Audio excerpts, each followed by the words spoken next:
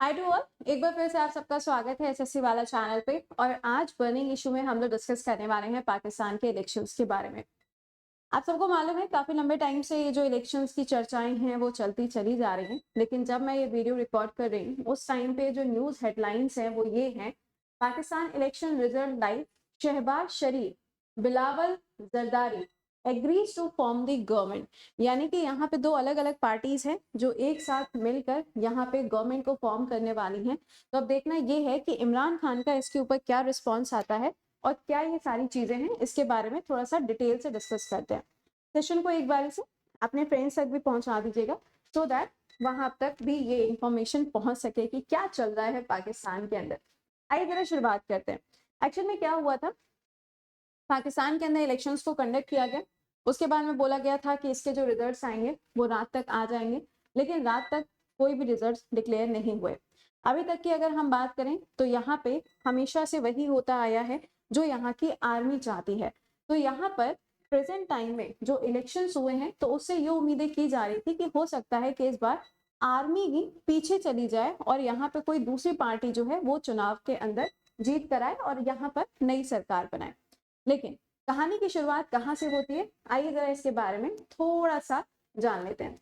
Actual में क्या हुआ, इलेक्शंस कंडक्ट किए गए और इलेक्शंस जो कंडक्ट किए गए थे वो थे टोटल 265 सीट्स पे। ठीक है, 265 सीट्स के ऊपर इलेक्शंस होने थे और इलेक्शंस होने के बाद में यहाँ पे जो रिजल्ट अनाउंस किया गया वो 250 सीटों का रिजल्ट अनाउंस कर दिया गया, जिसमें से 5 का रिजल्ट आना अभी बाकी है, या हो सकता है जब तक ये वीडियो आए तब तक उसके भी रिजल्ट्स आ चुके हैं। ठीक है, तो यहाँ पे 250 सीटों का रिजल्ट आ गया। अच्छा, 250 सीटों का रिजल्ट आने के बाद में जो इंडिपेंडेंट कैंडिडेट्स थे, यानी कि एक पार्टी थी इमरान खान की, आप सबने इस पार्टी का नाम भी सुना होगा। और इमरान खान की जो पार्टी थी इसका नाम कई बार सुर्खियों में रहा है क्योंकि इसके ऊपर प्रतिबंध लगाया गया था। तो पाकिस्तान तहरीक ए इंसाफ, ये वो पार्टी है जो कि इमरान खान की पार्टी थी और इसके जो मेंबर्स हैं वो इंडिविजुअल इलेक्शन के अंदर खड़े हुए थे। क्यों? क्योंकि ये जो पार्टी है ये पार्टी थी इमरान खान की। अब इमरान खान को तो हो गई 10 सालों की जेल। अब उनको जब 10 सालों की जेल हुई तो वहां के सुप्रीम कोर्ट ने ये जो सिंबल था, बैट का जो सिंबल था, उसको भी निग्लेक्ट कर दिया और इस पार्टी से अब कोई भी चुनाव नहीं लड़ रहा था। लेकिन इस पार्टी के जो कैंडिडेट्स हैं वो इंडिविजुअली इलेक्शंस के अंदर खड़े हुए और इन्होंने यहाँ पे चुनाव में पार्टिसिपेट किया और सीटें भी जीती। ये जो इंडिपेंडेंट कैंडिडेट्स खड़े हुए थे इनमें आप देखेंगे तो टोटल 99 सीट जो है वो इनके द्वारा जीती गई। लेकिन दूसरे नंबर पे कौन सी पार्टी रही, तो दूसरे नंबर पे आप देखेंगे तो यहाँ नवाज शरीफ की जो पार्टी है पाकिस्तान मुस्लिम लीग, ये पार्टी आपको नंबर 1 पर देखने को मिल रही है। ऐसा कहना है नवाज शरीफ का। मतलब ये है कि अगर देखा जाए तो इंडिविजुअली जो कैंडिडेट्स हैं उनके पास में ज्यादा सीटें हैं और अगर यहाँ पे नवाज शरीफ की बात करें तो वो कह रहे हैं कि इलेक्शंस हमने जीता है। यानी कि एक तरफ इमरान खान की पार्टी के जो कैंडिडेट्स हैं उनके पास में ज्यादा सीटें हैं, दूसरी तरफ नवाज शरीफ की जो पार्टी है वो कह रही है कि हम जीते हैं। तो दोनों ही लोग कह रहे हैं कि भाई ये जो पाकिस्तान के अंदर इलेक्शंस हुए हैं इसमें हमारी जीत हुई है। अब देश एक है, दो पार्टियां कैसे जीत सकती हैं? तो यहाँ पे मुद्दा जो है उसमें थोड़ा सा ट्विस्ट एंड टर्न आपको देखने को मिलेगा। क्या ट्विस्ट एंड टर्न है उसके बारे में बात करते हैं। देखिए, नवाज शरीफ की जो पार्टी है उस पार्टी के पास में जो नंबर ऑफ सीट्स आई हैं वो 99 सीट से कम है। टोटल नवाज शरीफ के पास में नंबर ऑफ सीट जो है वो है 69। और यहाँ पर एक और पार्टी आ रही है, आप लोगों ने बेनजीर भुट्टो का नाम सुना होगा, उनके जो बेटे हैं, तो यहाँ पे उनका नाम आप देख सकते हैं, बिलावल भुट्टो। इनकी जो पार्टी है यानी कि पीपीपी, पाकिस्तान पीपल्स पार्टी, इस पार्टी ने बोला है कि हम नवाज शरीफ की पार्टी को सपोर्ट करेंगे। यानी कि नवाज शरीफ की पार्टी जिनके पास में 69 वोट्स हैं और पीपीपी पार्टी जिसके पास में 52 वोट्स हैं, इन दोनों को मिला के आप देखेंगे तो 121 सीट्स यहाँ पर आ जाएंगी। क्योंकि अब यहाँ पे नवाज शरीफ बिलावल भुट्टो के साथ में मिलकर सरकार बनाने जा रहे हैं, जैसा कि अभी तक का अपडेशन आया है। अच्छा, यहाँ पे इलेक्शंस के बाद में टोटल मेजोरिटी कितनी चाहिए होती है, तो टोटल 134 सीट्स की मेजोरिटी चाहिए होती है। आप देख सकते हैं elections were held on 265 seats. कुछ जगह पे आप देखेंगे तो 265 लिखा हुआ है और 265 ही है, कुछ पे कुछ और चीजें दी गई हैं, बट एग्जैक्टली 265 सीट्स पे ही इलेक्शंस हुआ। 250 पे इलेक्शंस के रिजल्ट आ चुके हैं और यहाँ पे बोला जा रहा है कि जो पॉलिटिकल पार्टी है यहाँ पे मेजोरिटी के साथ में टोटल 133 जो सीट्स हैं वो होनी चाहिए। तो यहाँ पे अगर मिला के देखा जाए तो 121 आ रही है, यानी कि अभी भी कुछ सीटें ऐसी हैं जो इनको चाहिए होंगी सरकार बनाने के लिए। अब ये सपोर्ट किसका मिलेगा?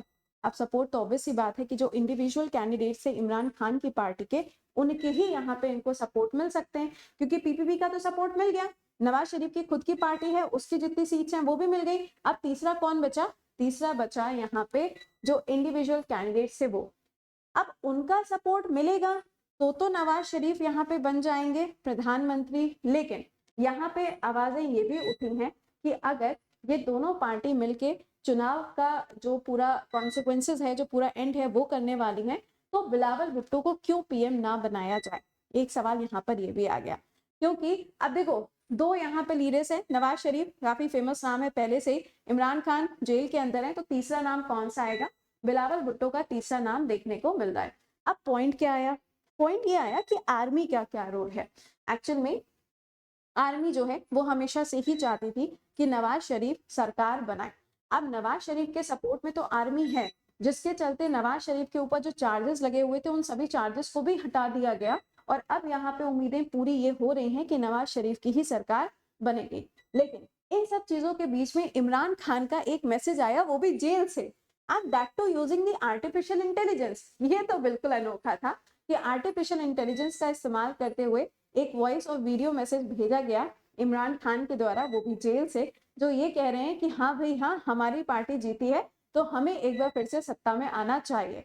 लेकिन जो बाहर हैं उनमें अपनी अलग लड़ाई चल रही है, तो इमरान खान को कौन ही पूछेगा यहाँ पे, ठीक है।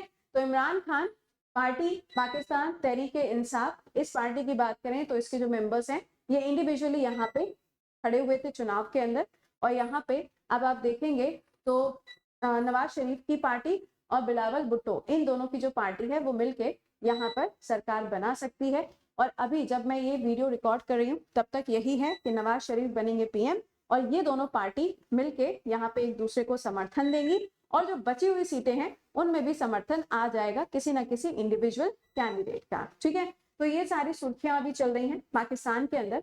अब देखना ये है कि एग्जैक्टली यहाँ पे कंक्लूजन होता क्या है, क्योंकि एक बार फिर से अगर आर्मी का सपोर्ट लेते हुए नवाज शरीफ आते हैं तो चीजें यहाँ पे कैसे रहेंगी और इसका इम्पैक्ट जियोपॉलिटिकली कैसा पड़ेगा, ये तो अभी देखना बाकी है। वैसे ये भी कहा गया है कि आर्मी ने जो इलेक्शन के बूथ बने हुए थे वहां पे भी काफी सारी चीजें की गई हैं आर्मी के द्वारा। अब वो कितना सही है कितना नहीं है, क्या सच है क्या नहीं है, वो तो बात की बात, क्योंकि पाकिस्तान है, राइट। बट यहाँ पे जो फेस है एज अ पीएम, वो नाम आपको इनका ही देखने को मिल रहा है, दैट इज नवाज शरीफ। तो देखते हैं कि यहाँ पे पीएम कौन बनते हैं, बट फिलहाल के लिए अभी सुर्खियां यही है कि इन दोनों की पार्टी मिलके यहाँ पे सरकार बनाएगी। मेजोरिटी के लिए 133 सीट्स यहाँ पे चाहिए, और अभी इनके पास में दोनों पार्टीज को मिला दें तो 121 सीट्स आपको देखने को मिलेंगी। तो ये है अभी तक का अपडेशन। मे बी जब तक ये वीडियो आए उसके बाद में कुछ और चेंजेस आएंगे तो हम लोग उसके बारे में भी डिस्कस करेंगे। तो मिलते हैं आपसे अगले सेशन में। Till then bye bye and take care to all.